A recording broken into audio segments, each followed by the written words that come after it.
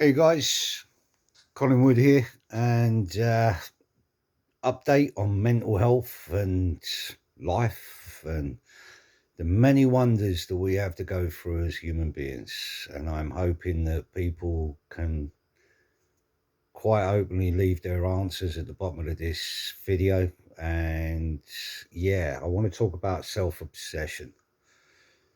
Self-obsession is something which, boy, I mean, when you see something of an ego and you see a narcissistic attitude, it's all self-obsessed. When we talk about something that we want to do in life, it is self-obsessed. We all strive for that, which is to do something great, and we want to actually compete against ourselves to actually go forward. But the unfortunate thing is, are we willing to do the right thing, or are we willing to jump on someone's back in order to get a free ride? Now, I've been taught right from wrong, and believe you and me, human beings have shown me that there's good, there's bad, and there's damn right ugly. And when we're talking about ugly, I'm talking about people that we jump on your back to actually use you, take what you've got, and to help themselves and nothing more. And what I'm going to talk about now is something that hit me that 3 years ago. I tried to commit suicide because of the actions that I was torn between doing right and doing wrong. And if I cross that path to do wrong, then you can understand everything I've ever worked for in my life to actually say or lead by examples becomes question. WBC actually came to us with Scott Welch and WBC Cares UK to state that they could actually help us out. With emails, we sent agreements, we sent business, we sent you name it, we sent it. And we got an email back stating that why should anybody sign any agreements? Their word was their bond. Now, I'm not putting anyone down, but I'm just speaking from my own experience, and I get it right because there's a lot of two-faced people in the world, and it's always better to be truthful. And believe you and me, I've got enough emails since 2014, also text messages from everybody I've ever dealt with in aid, just to clear up things, that if someone said something, then how can they actually go against that which was truth? We all agree that if you say something, you have to stand by it. And since 2014, I stated that adaptive boxing could be done, but we had to look at that which was able boxing in order to identify the wrongs, in order to help break those barriers for adaptive. Now, like I said, WBC and WBC Cares came to us, which basically stated that they could actually help us. And believe you and me, behind the scenes, that wasn't the case. With emails and everything else, I asked the team that was sitting next door to me to make sure that one thing, that we'd done it right. And basically we put all the monies back into that which was saving life. I've always said it, and I will never go back on whatever I've stated. And since 2014, I hope you can understand, there's a lot of videos out there that I've made, as well as being documented in the documentary. I'd be very two-faced if I ever go against that, what I've always stated. And believe you and me, I'm a great fighter for those that, you know, if they want to achieve great things, then who am I to sit back and go, no? That's what we're doing in society at the moment, and that's saying no, because there is still a lot of barriers in adaptive sport as well as able sport, which if people in the able world were to face their fears, then they would see that they've done a bit more damage than what they should, and never respected that which is inclusion of community. The problem is that when we get down to what's happened between myself, the organization I set up, and those other organizations which were able-bodied and said that they could help us, they led us or misled us into thinking that they were there to help us. And self-obsession is all about yourself and making yourself known. So if you can understand, WBC actually pushed me to the side at certain events, as well as media coverage, which was in London and duly noted by the rest of the team that were associated with me. And these are the guys that WBC wanted to push out and actually have themselves take lead. Now, I say take lead, basically, let's say this. I was intimidated, bullied, and abused. I was put into a flat, which basically, if someone holds the handle and doesn't let you get out, then that is an informant of, well, that's a form of imprisonment. Now, when your wife is there, and the unfortunate thing is that she goes walking out or running out as quickly as she could because she felt threatened. And I'm in a situation that I can honestly say to you, after the words spoken, he took those hands off and I could actually walk out that door. I will not be bullied by anyone. That I will say now. But the problem is that when you try to intimidate me or lay claim that you're going to break me with taking my business away from me, then who are you? You are nothing more than a bully. I make complaints to everybody and not one of them, because I feel that each person's in each other's pocket. And I'm sorry to say that. But the problem is that I see the WBC as nothing more than just a pretentious gangster wannabe, with all those little people that are working underneath him, that basically, when I'm told to sell my soul and to actually have people take lead, or they're going to take my business off me, then it shows you that there's no respect.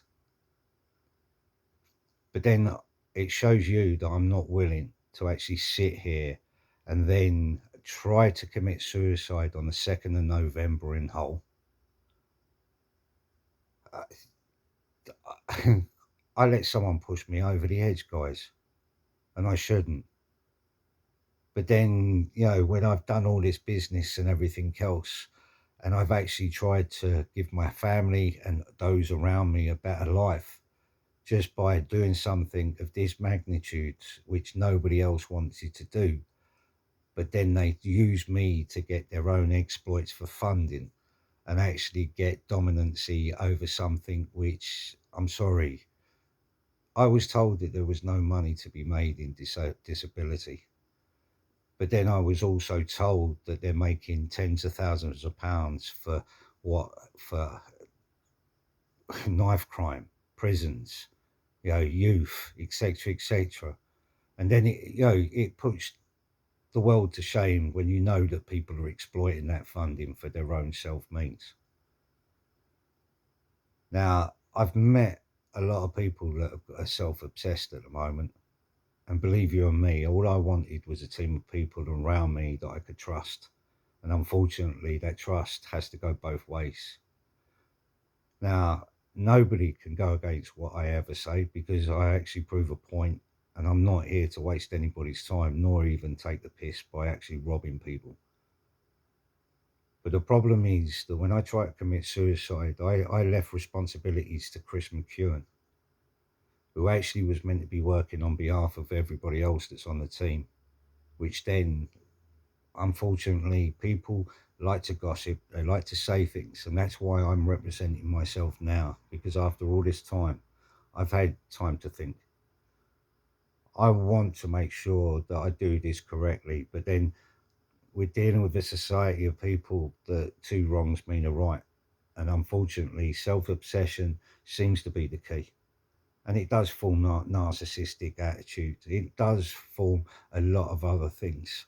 And the one thing that it does come down to is that the person who's actually receiving all that ball is the one that's gaining the mental health problems. So I hope you can understand that when you're being pushed out and pushed out and pushed out, there is a potential to fall. And that's what happened on November the 2nd, especially when we were told that nobody give a shit about disabled people boxing. But yet they were happy for us to go on their shows. They were happy for us to make them money. And we're talking about every show that we've been on. And yet we haven't received anything, nothing. And I've never took anything of anyone to actually incur myself a happy day. Certain monies were put in for the 2nd of November, which basically paid for, let's put it this way, when people make mistakes, I try to rectify it as best as I can. And believe you and me, there was a lot of mistakes for 2nd of November. You know, I mean, there was a lot against us. And especially when a chair that you've looked after all those years to make sure that everybody was safe. Now, don't forget, this is a man on disability money that paid for insurance, paid for people to travel to those events. And I never asked for one thing apart from, can you help me to make sure that we made sense? I can't believe the amount of people that have jumped my back. And believe you and me, Chris McEwen, who actually took all my work, the same as everybody else, and uses it as their own, you haven't got the full outline of what you could do. You only had a small amount of work that I gave, because in order to earn respect, I can't give you the full info, because trust has to be a key. And once you start showing that mistrust, then I hope you can understand why I have to play that cat and mouse game to make sure that I don't get mucked over in any sense, the same as anybody. But the problem is when you get other people that join on and you actually send them emails outlining your concerns, and just to make sure that we've done this with integrity and not for self-gain, that's where the other people come into play. You could see it in their training methods. They're training wrong people. They're training, well, they're not training wrong people. They're training the wrong methods to the people that those training methods will not work, or they have a potential to hurt someone. But the problem is that when you want to go to inclusion, are you willing to cut corners? These people showed that they are. Because the problem is they feel that certain developments of disabled shouldn't be showcased in boxing, whereas you should. You should show all. Why not? That's the whole point of inclusion, isn't it? But then I will say this. I'm grateful to Chris Middleton, because those years that we spent together and me asking him to join me to make sure that we actually presented it correctly, he wasn't the man. He wasn't the man at the moment. I was the person who was taking the brunt of all that fighting. I was the person who was writing down research and development so that we could actually get this correct. I could talk a lot about people's behaviours on being in hotels and, you know, their habits, but that's not me. What I want to get the point across is, why do people feel that it's okay to take everything that you've worked for? Why do people jump on your back, tell you that they're going to give you the world, and then only to give themselves the world? I mean, are we missing a point somewhere, guys? I I done nothing wrong. I done everything right. But then the people that came into my life have used and abused me. I mean, I'm grateful that I went to Canada with Chris. I really am, because WBC didn't help us out. Nobody helped us out. And Chris actually helped me out to actually get over there. Being disabled myself, I've put a lot of money and time and effort into this business. Also other people. But it's basically this. I did say that I wouldn't pay that money back, 400 quid. The reason being is because self-obsession comes with a lot of other things that those people get. And believe you and me, when you exploit funding in any capacity, or you use things for your own self means, then it comes out in the end. And that's what's disappointed me, is that together we should be doing more. Together we should be sharing more. And together we should be actually making sure that we do learn those lessons in life and we lead by examples. I mean, you've got, I could speak about a lot of people, and I'm sick and tired of people putting two-faced comments by speaking behind people's back. If you had the balls, you would do it to people's face. But because you haven't got the balls, then you have to do it behind their back because you mislead and you want everything to be misdirected. That's an easy thing for a human being to do: mislead, misdirect. I'm not here for that. Never was, especially when you're trying to save life. It's not about me. Never was, and it never will be. This is about the future of disabled people. This is about the future of those kids that have got potential to be disabled. You've got potential of someone being blown up. You've got someone, if we haven't learned a lesson now, then I hope by what I actually speak and what is presented from now just makes people aware. Do things right and you'll get the best, but you will have the arseholes in life try to drag you down, especially if they've got something to hide.